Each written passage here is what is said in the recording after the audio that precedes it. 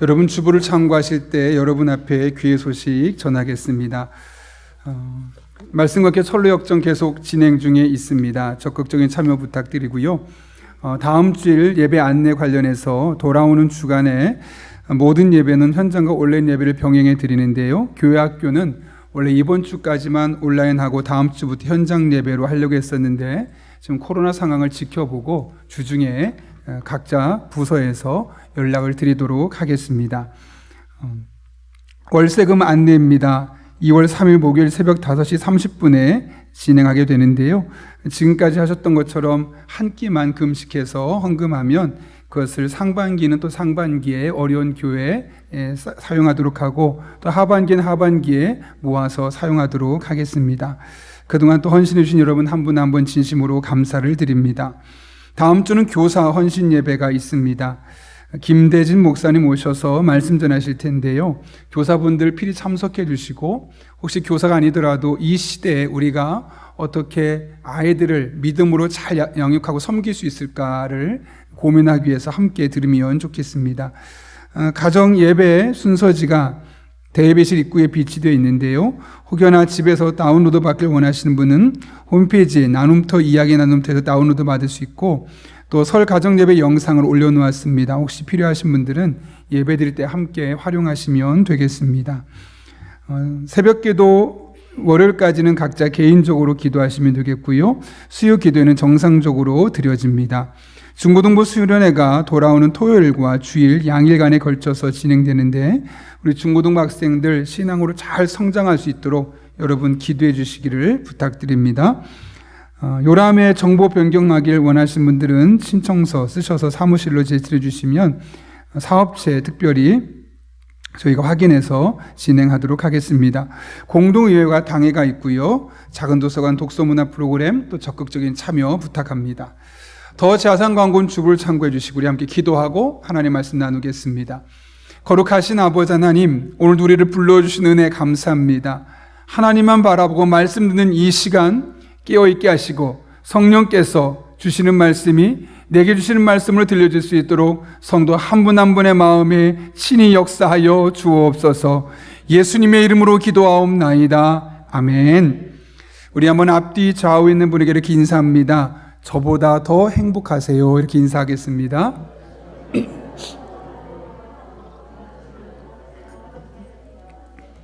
네, 이 인사말에는 나도 행복하길 원하는데 당신은 나보다 더 행복하길 원합니다. 그런 뜻이 있습니다. 여러분 한 분 한 분 저보다 더 행복하시기를 바랍니다. 사람은 기본적으로 한 가지에 막 집중하는 게 좀 쉽지가 않습니다. 그래서 이런 현상을 일컬어 실증이라고 말하고 다른 말로 하면 권태라는 말을 쓰기도 합니다. 너무나 익숙하기 때문에 잘 알기 때문에 새로운 흥미를 느끼지 못하게 되고 그러다 보면 실증난다라는 표현으로 우리 마음속에 자리 잡게 되는 것을 보게 됩니다. 그것은 우리의 삶의 다양한 영역에서 발견되는데요. 어떤 분은 물건을 쓰다가도 실증나서 버리기도 하고요. 그런데 문제는 부부간에서도 이 실증의 문제가 자주 발생한다는 것이죠. 성신여대 심리학과 최규만 교수는 결혼 초기에 서로를 맺어줬던 성적인 매력은 2년에서 3년을 넘어서지 못한다라고 말하면서 자동차도 계속해서 깨끗하게 힘있게 쓰려면 정기적으로 튜닝을 해줘야 하는 것처럼 또 화초에도 물과 비료를 계속 주어야 해서 가꿔야 하는 것처럼 좋은 부부관계, 실증나지 않고 권태기가 오지 않는 부부관계를 가기 위해서는 서로가 시간과 노력을 투자해야 된다라고 이야기를 합니다. 반대로 말하면 그렇게 하지 않으면 조만간 부부간에도 실증이 나고 권태기가 찾아올 수밖에 없다는 것이죠. 그러면서 참 재미있는 이야기가 있습니다. 여성이 쉽게 권태감을 느끼는 남성의 유형을 3가지로 말합니다. 첫 번째로는 감정 표현이 없고 무뚝뚝한 남자. 애정이나 친밀감을 느끼지 못해서 권태감을 느낀다고 그러죠. 두 번째로는 지나치게 꼼꼼하고 융통성이 없는 남자. 매사를 자기 중심으로 해결하고 또 틀리면 잔소리가 많다고 합니다. 세 번째로 농담도 못하고 수줍음만 많은 남자. 재미가 없다는 거죠. 그래서 그런 남성들을 볼 때 여성들은 처음에는 그래도 신기하고 만날 수 있지만 시간이 지나면 지날수록 권태감 혹은 실증을 느낀다는 겁니다. 반대도 있습니다. 남성이 쉽게 권태감을 느끼는 여자는 첫 번째로 밖에 나갈 때는 화장하는데 집에서는 안 하는 여자. 감사합니다. 웃어주셔서. 2부에 안 웃어가지고 긴장했는데요. 왜냐하면 그렇게 되면 남성이 어떤 마음을 느끼냐면 밖에 사람들한테는 소중한데 나는 당신에게 소중한 사람이 아니냐, 그런 마음이 들 수 있다고 나를 소홀히 대접한다는 느낌이 드는 경향이 있다는 겁니다. 두 번째로 반찬도 집안 인테리어도 항상 똑같은 여성, 삶에서 변화를 못 느끼는 아내에게 남편 또한 실증을 느낄 수밖에 없다는 겁니다. 세 번째로 애정 표현도 없고 무드도 모르는 여자, 큰맘 먹고 이벤트 하면 좀 리액션이 있어야 되는데 받았는지 못 받았는지 모를 정도로 반응이 없으면 이 남성도 그 마음속에 권태감을 느끼고 실증감을 가질 수밖에 없다는 거죠. 이런 내용들이 옳다 그르다를 떠나서 사람은 같은 현상이 반복되면 또 같은 사람을 계속 만나게 되다 보면 저절로 실증을 할 수밖에 없고 권태감을 느낄 수밖에 없다는 겁니다. 그런데 문제는 사람과 사람 사이에 권태감이 존재하듯 하나님과 우리 사람 사이에도 실증과 권태감이 나타날 수 있다는 거죠. 분명히 내가 신앙생활을 하는데 하나님과의 관계 속에서 내가 역동적인 하나님의 은혜를 경험하지 못할 때 매일매일 특별한 변화가 없이 살아가다 보면 오늘 예배도 똑같고 다음 주 예배도 똑같고 지금까지 드렸던 예배 가운데 그 하나님의 임재를 경험하지 못하고 똑같고 삶에서 기둥답을 경험하지 못하고 내가 정말 하나님 믿는 사람 맞나 싶을 정도로 삶의 변화를 느낄 수 없을 때 나 정말 계속 교회 다녀도 되나? 나 정말 계속 신앙생활 해도 되는 것인가? 라는 의구심이 들게 되고 결국 그것은 신앙생활의 실증과 권태감으로 나타날 수밖에 없다는 겁니다. 이에 대해 김남준 목사는 실증이라는 책에서 하나님의 은혜를 경험하지 못해서 하나님께 대해서 실증난 마음의 상태를 일컬어 영적인 권태기라고 말하는 겁니다. 그러면서 신앙인이 하나님과 관계에서 실증을 느끼고 권태기를 느끼는 여러 가지 이유들을 제시하는데요. 그러면서 14가지 체크리스트가 있습니다. 그것을 보면서 나는 지금 하나님과의 관계에서 권태기에 있는지 아니면 여전히 끈끈하고 따뜻하고 그런 유대관계가 깊은지를 확인할 수 있습니다. 제가 한번 읽어볼 텐데요. 그렇다 하면 1점이고 아니다, 전혀 아니다는 4점. 그러니까 1점부터 4점까지 내 점수를 내보면 될 겁니다. 첫 번째로 아침에 눈을 뜨면 제일 먼저 세상 일보다는 하나님이 생각난다. 그러면 1점, 가끔 그러면 2점, 거의 그렇지 않다 3점, 전혀 그렇지 않다 4점. 두 번째로 아무리 바빠도 매일 성경 말씀을 읽고 있다. 세 번째로 성경을 읽으며 하나님의 사랑을 느끼고 있다. 네 번째로 매일 정해진 시간에 기도하고 있다. 다섯 번째, 기도할 때 하나님과 교제하는 기쁨이 있다. 여섯 번째, 교회에서 성도들과 함께 교제하는 시간이 기쁘고 행복하다. 일곱 번째, 예배에서 하나님을 만나는 감격이 있다. 여덟 번째, 매일 조금씩이라도 경건서적을 읽고 있다. 아홉 번째, 경건서적을 읽을 때 하나님에 관하여 알게 되는 기쁨이 있다. 열 번째, 설교 시간에 집중하여 하나님의 말씀을 깨달으려고 한다. 11번째, 교회에서 맡겨진 일로 봉사하는 것이 보람있고 기쁘다. 12번째, 구원받지 못한 가족들을 생각하면 마음이 아프고 기도하게 된다. 13번째, 소외되고 불행한 이웃을 만나면 돕고 싶은 마음이 생긴다. 마지막 14번째로 그리스도의 십자가를 자주 생각하며 구원의 은혜에 감사하고 있다. 그렇다는 1점, 가끔 그렇다 2점, 거의 그렇지 않다 3점, 전혀 그렇지 않다 4점인데요. 12점부터 20점까지는 건강합니다. 하나님과 영적인 교류가 있고 하나님의 은혜에 목마르고 또 은혜를 공급받으며 살아가고 있고요. 21점부터 29점까지는 노력이 필요한, 30점부터 38점까지는 우려가 되는 상태고 39점부터 48점까지는 심각한 상태입니다. 저는 이 질문들에 대해서 한번 우리가 정말 진중하게 고민해보고 각각 체크리스트를 가지고 체크해볼 필요가 있다고 생각합니다. 그래서 정말 우리가 늘 병원에 가서 건강 진단을 받듯이 내 영적인 건강에 대한 지금 진단을 받고, 혹시 내가 하나님과 영적인 권태감에 빠져 있는 관계는 아닌지, 예배는 드리고 있고 봉사는 하는 것 같은데 사실 내 안에는 하나님께 대한 실증이 있지는 않은지 한번 점검해 볼 필요가 있습니다. 사실 신앙생활 하다 보면 누구나 이런 영적인 권태기는 찾아올 수밖에 없습니다. 목사도 예외는 아닙니다. 중요한 것은 내가 지금 이런 문제가 있구나, 지금 심각하구나라는 것을 깨닫고 인식하고 벗어나려는 노력입니다. 바라기는 여러분 모두 신앙의 실증된 상태, 권태기에서 벗어나는 그런 주의 종들 될 수 있기를 예수님의 이름으로 축원합니다. 그렇다면 우리가 하나님과의 관계에서 실증, 이 영적인 권태기에서 벗어나서 희망차고 역동적이고 활력 있는 신앙으로 돌아가려면 어떻게 해야 할까요? 오늘 본문이 이 질문에 대한 희망적인 메시지를 우리에게 전해주고 있습니다. 오늘 본문 읽었던 8절 말씀은 다윗의 신앙 고백으로 너무나 분명한 메시지를 전하고 있죠. 너희는 여호와의 선하심을 맛보아 알지어다. 그에게 피하는 자는 복이 있도다. 짧은 한 구절이지만 이 구절에는 아주 깊은 영적인 의미가 몇 가지가 담겨 있습니다. 첫 번째로는 하나님은 선한 분이라는 겁니다. 8절을 다시 한번 볼까요? 너희는 여호와의 선하심을 맛보아 알지어다. 다른 사람의 선하심이 아니라 여호와의 선하심이라고 표현하고 있습니다.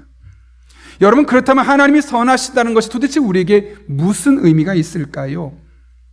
성경에서 선이라는 단어가 처음 쓰인 곳은 창세기입니다. 하나님께서 매일매일 이 세상을 만드시고 마지막에 사람을 만드셨죠. 그런데 그 창조를 하루하루 마칠 때마다 공통적으로 쓰신 표현이 있습니다. 보시기에 좋았더라. 여기 좋다라는 단어가 히브리어로 토브인데요. 선하다, 좋다, 훌륭하다. 따라서 오늘 본문의 여호와의 선하심은 창세기 1장에서 보시기에 좋았더라 할 때 그 좋다와 같은 단어임을 우리는 알 수 있는 겁니다. 그런데 이 단어를 지금 누구에게 적용시키고 있습니까? 여호와 하나님이 바로 그 선하신 분이심을 말씀하고 있는 것이죠. 따라서 하나님이 선하시다라는 말은 하나님께서 우리 삶을 창조 때의 그 모습으로, 즉 하나님 보시기에 가장 좋은 모습으로 돌이키시고 회복시키시는 분, 그런 하나님의 모습을 일컬어 하나님은 선하시다라고 말씀한다는 것을 우리는 분명히 알 수 있는 것이죠. 오해하지 마십시오. 내가 원하는 모습, 내가 원하는 상태가 아니라 하나님 보시기에 가장 좋은 상황으로 우리를 인도하신다. 그것이 바로 선하신 하나님께서 우리 삶에 행하시는 일입니다. 여러분, 대표적인 예가 바로 욥 아니겠습니까? 사단의 시험으로 모든 재산을 잃었습니다. 자녀도 다 죽었습니다. 아내도 떠나고 몸에 질병도 들었습니다. 의지할 게 하나도 없을 만큼 절망적인 상황 속에 욥이 빠져있게 되지 않았습니까? 그런데 그런 상황 속에서 선하신 하나님이 그의 삶에 다시 개입하시면서 그를 정금과 같이 나오게 하자 어떤 일이 일어났습니까? 모든 것을 2배로 회복시켜 주셨습니다. 가축도, 아이들도, 건강도. 대신 아내만 하나. 저는 바라기는 여러분에게도 선하신 하나님께서 이런 회복의 은혜로 여러분 한 분 한 분의 삶 가운데 다양한 것들을 회복시키는 그런 은혜가 경험될 수 있기를 예수님의 이름으로 축원합니다.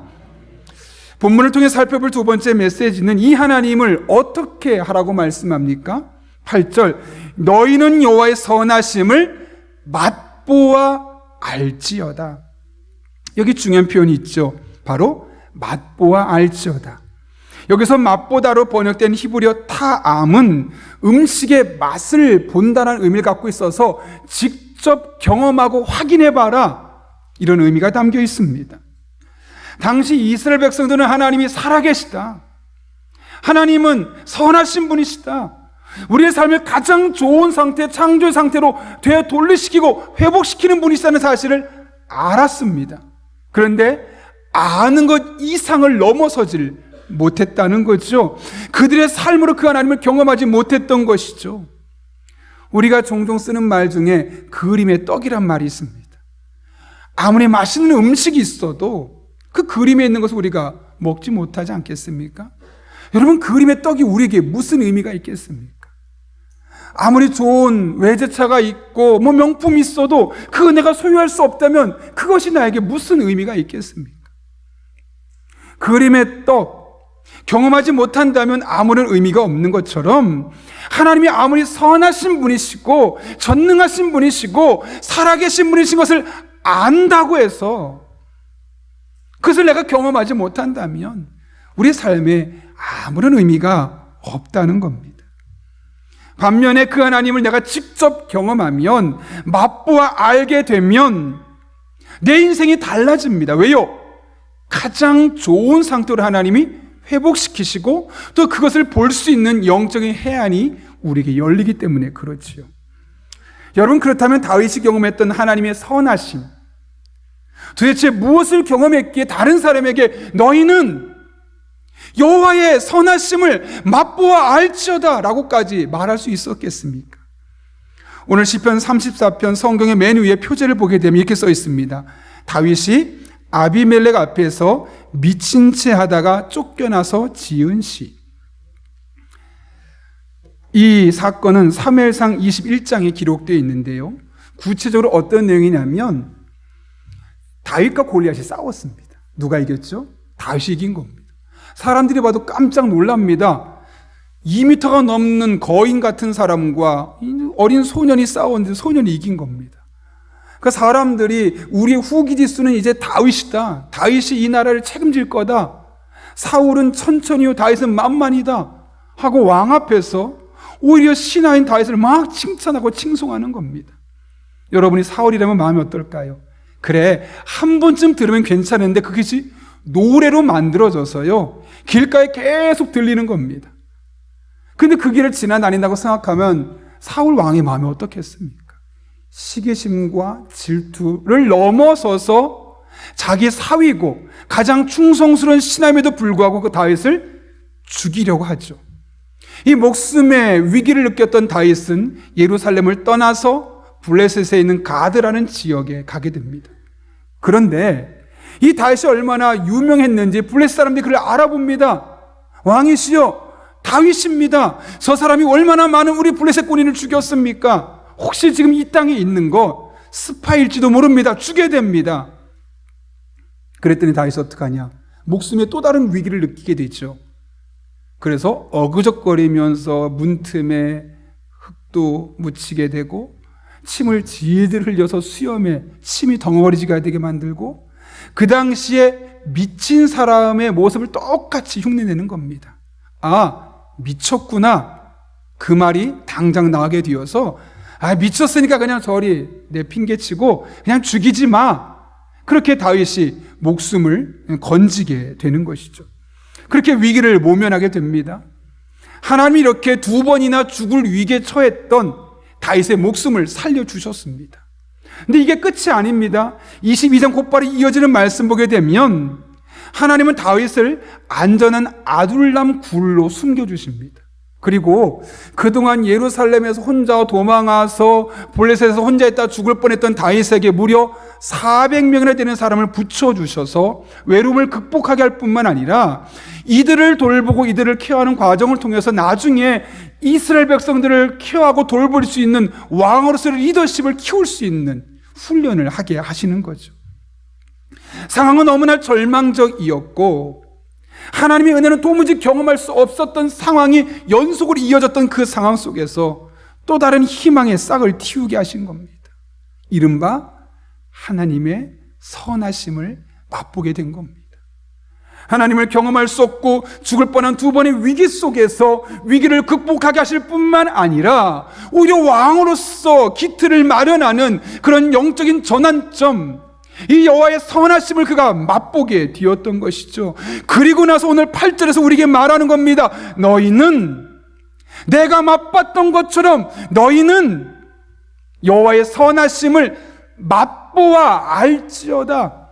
지식으로만 알지 말고 머리로만 알지 말고 직접 경험해서 확인해 보아라. 하나님이 선한 분이라는 사실을 이렇게 간증처럼 우리에게 고백하고 있는 것이 오늘 시편 34편 8절의 말씀이죠. 그렇다면 여러분, 도대체 다윗은 어떻게 이 하나님의 선하심을 그의 삶에서 경험할 수 있었을까요? 오늘 우리가 읽진 않았지만 4절부터 7절까지 말씀을 통해서 다윗이 하나님의 선하심을 맛보고 다른 사람들에게도 너희는 여호와의 선하심을 맛보아 알지어다라고 말할 수 있었던 궁극적인 이유를 알 수 있습니다. 우리 한번 화면을 보고 4절부터 7절까지 말씀 한번 천천히 한번 읽어볼까요? 같이 읽습니다. 시작. 내가 여호와께 간구하매 내게 응답하시고 그들이 주를 앙망하고 광채를 내었으니 그들의 얼굴은 부끄럽지 아니하리로다. 이 곤고한 자가 부르짖음에 여호와께서 들으시고 그의 모든 환난에서 구원하셨도다. 여호와의 천사가 주를 경외하는 자를 둘러 진치고 그들을 건지시는도다. 아멘. 여기 보면 다윗이 여호와의 선하심을 맛보기 위해서 했던 두 가지 행동이 있죠. 4절에서는 내가 여호와께 간구하매, 6절에서는 이 곤고한 자가 부르짖음에, 표현은 너무나 다르지만 무엇을 했다는 겁니까? 하나님 앞에 기도했다는 것이죠. 기도를 통해 그가 하나님의 선하심을 맛볼 수 있었다는 겁니다. 그냥 저절로 우연히 운이 좋아서가 아니라 철저하게 그의 삶의 문제를 놓고 위기상을 하나님 앞에 내려놓고 하나님께 기도했을 때 하나님께서 선하심을 맛볼 수 있도록 그의 삶에 개입하셨음을 말씀하고 있는 것이죠. 그러므로 여러분의 삶 가운데 하나님의 선하심을 맛보기를 원하신다면, 여러분의 삶 가운데 가장 좋은 것으로 회복시켜 주시고 돌리시길 원하신 하나님을 경험하기를 원하신다면 기도해야 합니다. 기도밖에 없습니다. 오늘 다윗이 우리에게 말씀하는 바 그거 아니겠습니까? 미국에 한 꿈 많은 소녀가 있었습니다. 무엇 하나 부족함이 없을 정도로 풍족하게 자라서 어려서 안 해본 것이 없습니다. 승마, 수영, 테니스 등 고급스러운 운동을 다 하고요. 음악도 웬만한 거 악기 다 배우고요. 미술도 전문적인 사람을 불러서 과외를 받을 만큼 그가 살면서 못 해본 게 없다라고 말할 정도로 할 수 있는 것은 다 누렸던 한 여학생이 있었습니다.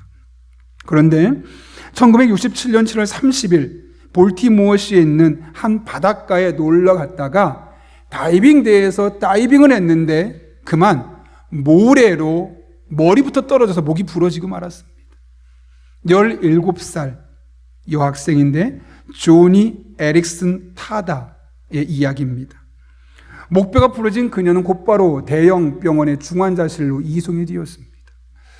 아무런 문제 꼼짝할 수 없을 정도로 몸이 다 굳어져 버려 있고 겨우 의식만 있고 말도 못하는 상태인데 그의 마음속에 사람들이 소리가 들리면서 죽을 수도 있다는 그런 얘기 들어서 겁이 나는 겁니다. 그녀는 어릴 적부터 교회를 다녔기 때문에 하나님께 기도합니다. 하나님, 특별히 시편 23편을 계속 되뇌입니다. 여호와는 나의 목자시니 내게 부족함이 없으리로다. 그가 나를 푸른 풀밭에 누이시며 쉴만한 물가로 인도하시는도다. 계속해서 반복해서 소리는 나지 않지만 속으로 혼자 여호와는 나의 목자시니 내게 부족함이 없으리로다.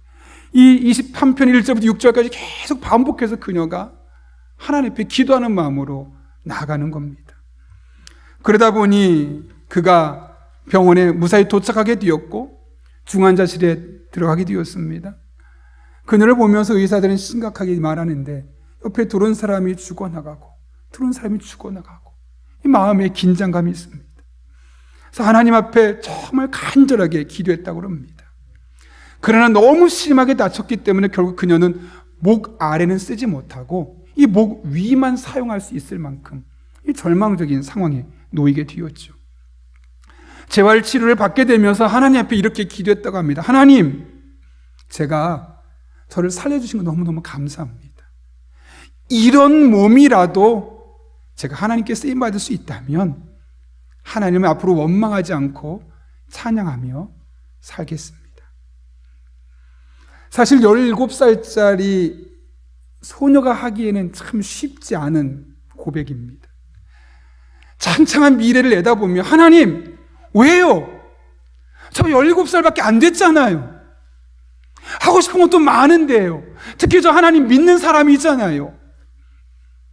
어쩌면 이런 반응이 너무나 자연스러운 반응일 수 있는데 다 죽을지도 몰라 라는 상황 속에서 기도하면서 목숨을 살려준 하나님 앞에 그래, 이 몸이라도 하나님 쓰시겠다면 내가 내 남은 인생 하나님만 찬송하며 살겠습니다 라고 고백하게 되었던 것이죠. 그러면서 하나님께 묻습니다. 하나님, 할 수 있는 게 없습니다. 저 목 위로 말밖에 못하고 숨밖에 못 쉬고 입밖에 못 움직입니다. 하나님, 제가 도대체 무슨 일을 해야 할까요? 묻으니 너 입 움직일 수 있잖아. 너 그림 그리는 거 좋아하잖아. 예, 그러면 입으로 그림 그리면 되겠다. 그런 마음을 주셔서 구족화가 붓을 입에 물고 입으로 그림을 그리는 이 구족화가의 길을 걷게 됩니다. 그녀는 그림을 그릴 때마다 오른쪽에 PTL이라는 글자를 쓰는데 Praise the Lord, 주님을 찬양하라. 이 모든 그림, 어떤 작품을 그릴 때마다 주님을 찬양하는 그녀의 삶의 믿음의 고백을 보여주고 있었던 것이죠. 그렇게 그녀는 2005년도에 미국 국무부 장애인위원회 위원이 되었고요. 복음 전도자로, 또 장애인 인권을 위한 인권 운동가로, 또 신앙을 간증하면서 본인의 이런 삶과 하나님 만난 은혜 고백을 고존이라는 책을 쓰게 되고, 그래서 무려 200만 명이 넘는 사람이 그 책을 보면서 하나님이 얼마나 놀라운 분이고 하나님 안에 살아가는 것이 얼마나 복된 것인지를 이 그녀를 통해서 깨닫게 되었던 것이죠. 설교를 준비하다 최근에 그녀의 근황이 알고 싶어서 인터넷을 검색했더니 몇 년 전에 유방암이 있었다고 합니다. 정말 그때도 수많은 사람의 기도를 통해서 회복이 되었었는데 3년 만에 유방암이 재발됐습니다. 너무너무 절망적이었지만 그녀는 여전히 또 하나님 앞에 기도하는 겁니다. 혼자 기도하는 것뿐만 아니라 주변 사람들에게 기도해달라고. 그래서 수많은 사람들이 그녀를 함께 기도했고 2019년 사진 오른쪽에 보인 것처럼 all clear, 이 무슨 뜻일까요? 깨끗이 나았다는 겁니다. 완치 판정을 받고 나서 사람들에게 내가 하나님께 기도하고 이 재발된 유방암 속에서 이렇게 완전히 회복되었노라고 고백하는 모습을 보여주고 있는 것이죠. 그녀의 삶에는 기도로 만난 하나님과 기도로 동행했던 하나님의 인생이 계속해서 동행되고 있었음을 볼 수 있는 거죠. 최근에 이대 앞에서 카페를 운영하며 목회하고 있는 제 친구 목사를 제가 찾아가서 월요일에 좀 대화를 나누었습니다. 제가 언젠가 이야기했듯이 그 친구를 만나고 오면 깨닫는 것도 많고 마음의 도전이 많이 된다고 해서 제가 종종 만나는 친구인데요. 그 친구에게 충격적인 이야기를 들었습니다. 그동안 남대문 시장에 있는 상인들을 위해서 목회를 했고 또 그 이화여대 앞에 있는 그곳에서 많은 사람을 대상으로 목회를 했었는데 당분간 목회를 그만두었다는 겁니다. 왜 그만두었니? 라고 물었더니 그동안 자신이 하나님의 말씀을 전하고 성도들이 믿음 생활하면 성도들의 삶 가운데 하나님 만난 은혜의 경험들이 고백되어야 되는데 설교를 하고 말씀을 듣고 기도를 함에도 불구하고 성도들의 삶에 하나님 만난 은혜 고백이 없이 너무나 메말라 있는 모습, 이 건조한 신앙의 모습을 보면서 뭔가 잘못되었다, 이대로 목회해서는 안 되겠다라는 마음이 들어서 함께 신앙생활하는 분들에게 다른 교회 가시라고, 나중에 내가 회복되면 그때 오실 수 있으면 오시라고 하고 그동안 만난 사람도 다 끊고 대화도 안 하고 혼자 충전하는 시간을 보내고 있었다는 것이죠. 그 친구의 이야기를 듣고 저의 목회를 돌아봤습니다. 우리 교회 성도들은 어떤가? 우리 교회 성도들은 과연 교회에 나와서 또 예배하면서 하나님의 선하심을 인격적으로 경험하고 있는가? 와서 예배만 드리고 아무런 감각 없이 그냥 떠나가기만 하는가? 기도하라고 해도 기도하지 않고 그냥 일상 속에서 주어진 삶만 사느라고 정신없이 살아가고 있지는 않은가? 그렇다면 나도 혹시 목회를 잘못하고 있는 것은 아닌가? 그런 마음이 들었습니다.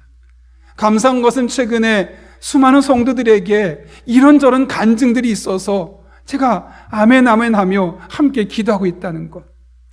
근데 그럼에도 불구하고 목회자로서 나의 역할이 도대체 무엇인가 한번 진지하게 고민해 보는 생각이 되었습니다.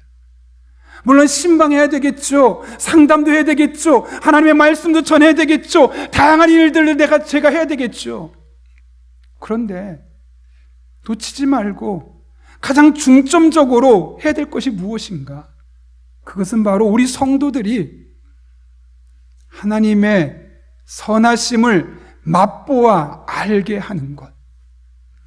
하나님이 선하신다는 것을 머리로 알고 그렇구나, 머리만 커지고 지식적으로 알아가는 것이 아니라 하나님, 저 그 하나님 만나고 싶어요. 그 하나님의 선하심을 삶으로 늘 경험할 수 있도록 하는 것, 그것이 목회자로서 나의 역할이 아닐까 생각하게 되었습니다. 그래서 기도에 대한 말씀을 전해야 되겠다. 성도들을 기도 자리로 불러내야 되겠다. 힘들어도 나와서 기도하자고.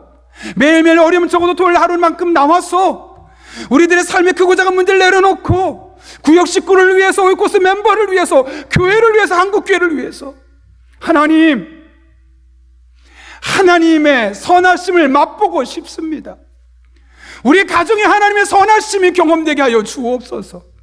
우리의 사업중에 하나님의 선하심이 경험되게 하여 주옵소서. 우리 교회가 예배할 때마다, 모일 때마다 하나님의 선하심을 경험하는 그런 곳이 되게 하여 주옵소서. 그렇게 토요일이라도 나와서 함께 기도해야 되겠다. 그리고 성도들이 그 하나님 만나고 나서 다윗처럼 누군가에게 너희는 내가 만난 것처럼 너희도 여호와의 선하심을 맛보아 알지어다, 이렇게 말할 줄 아는 성도가 되도록 해야 하겠다. 그렇게 결단하게 되었습니다. 오늘 시편 34편의 다윗이 바로 이것을 우리에게 말씀하고 있지 않습니까? 본인이 하나님 앞에 간구하고 부르짖어서 하나님의 선하심을 맛보고 나서는 이거 나만 겪어서는 안 되는데, 나만 경험하면 안 되는데, 너희도 경험해야 되는데, 그런 마음으로 지금 소개하고 있는 것 아니겠습니까? 여러분의 인생의 순간순간마다 하나님의 선하심을 맛보기를 원하십니까? 그러면 기도하십시오.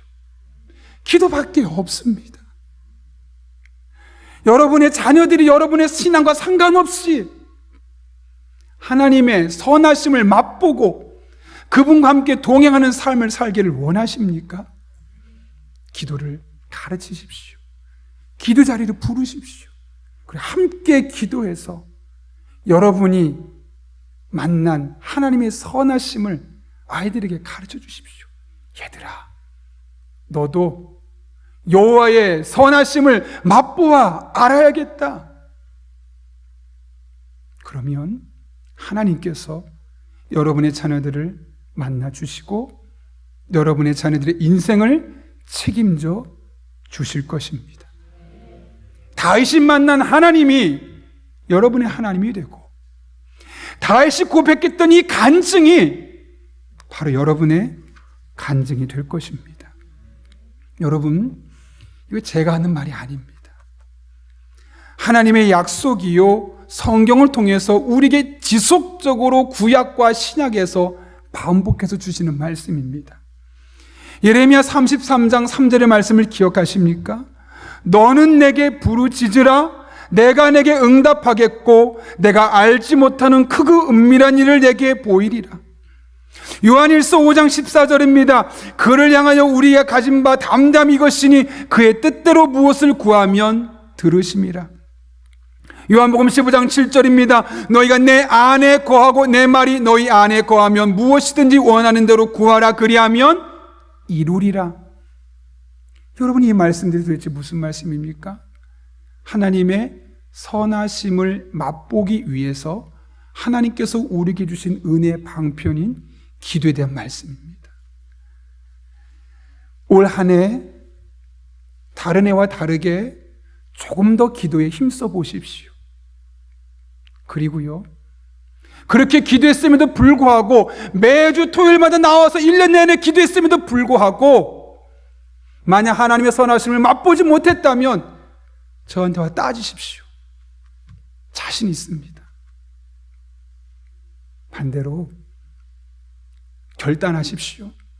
매일 어렵다면 내가 일주일에 토요일 한 번만큼은 새벽기도 나와서 하나님 앞에 나의 삶의 문제를 내려놓고 하나님의 도우심을 구해서 하나님의 선하심, 나를 가장 좋은 상태로 돌리시고 회복시키시는 이 하나님의 선하심을 반드시 경험하리라 라는 마음으로 여러분이 앞으로 12월 달까지 나온다면 반드시 여러분의 삶 가운데 하나님의 선하심은 경험될 것입니다. 그런 은혜를 경험하는 여러분 한 분 한 분 될 수 있기를 예수님의 이름으로 축원합니다. 함께 기도하겠습니다. 우리 한 1분 정도지만 정말 사모하는 마음으로, 하나님, 다윗은 저런 말을 했는데 너희는 여호와의 선하심을 맛보아 알지어다라고 자신 있게 말했는데 저도 그러고 싶습니다. 제가 먼저 여호와의 선하심을 경험하게 하시고 제가 만난 그 여호와의 선하심을 다른 사람들에게 소개하고 간증할 수 있게 하여 주옵소서. 그 영적인 실증 상태, 영적인 권태기에서 벗어날 수 있도록 우리들을 붙잡아 주시고 인도하여 주옵소서. 1분 정도지만 사모하는 마음으로 하나님 앞에 간절히 함께 기도하겠습니다. 거룩하신 아버지 하나님, 오늘 우리를 불러주시는 은혜 정말 감사합니다. 아버지, 우리도 모르는 사이에 너무나 익숙한 신앙, 너무나 익숙한 예배로 인해서 하나님께 대해서 실증이 나 있고 영적인 권태기 상태에 놓여 있음을 깨닫게 됩니다.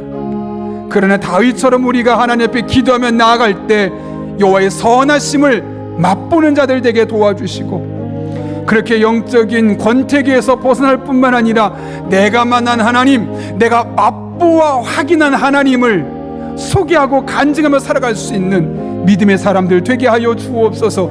이를 위해 올 한 해 우리가 결단합니다. 지난해와 다르게 기도하기로 결단하며 하나님 앞에 간절한 마음으로 우리 삶의 크고 작은 문제를 내려놓고 나아가오니 다윗이 만난 하나님이 우리 성도들의 하나님 되게 도와주시고, 다윗이 경험했던 하나님의 선하심이 우리 성도들의 삶에 동일하게 경험되게 하여 주옵소서. 모든 것을 합력해 선을 이루신 하나님의 은혜가 우리 성도들의 삶 가운데 경험될 수 있도록 주님이 역사하여 주옵소서. 주님만 바라보며 의지하며 믿음으로 기도하며 나아가기를 결단합니다. 하나님 아버지, 올 한 해 우리들의 입술에서도 너희는 여호와의 선하심을 맛보아 알지어다, 이런 믿음의 고백이 나올 수 있도록 주님 인도하여 주옵소서. 거룩하신 아버지 하나님, 지난 한 주간 우리 성도들의 삶 가운데 친히 동행하여 주시고 오늘 이렇게 귀한 말씀을 통해서 이 한 주를, 아니 올 한 해를 어떻게 살아야 할지를 깨닫게 하시는 애 진심으로 감사를 드립니다. 우리의 삶이 늘 여호와 하나님의 선하심을 맛보는 인생 되게 하여 주옵소서. 이루의 기도가 삶이 되게 하시고 습관이 되게 하시고 결단하며 기도하며 나아갈 때 오늘 다윗의 고백이 우리 성도 한 분 한 분의 살아있는 고백이 되게 하여 주옵소서. 예수님의 이름으로 기도하옵나이다. 아멘.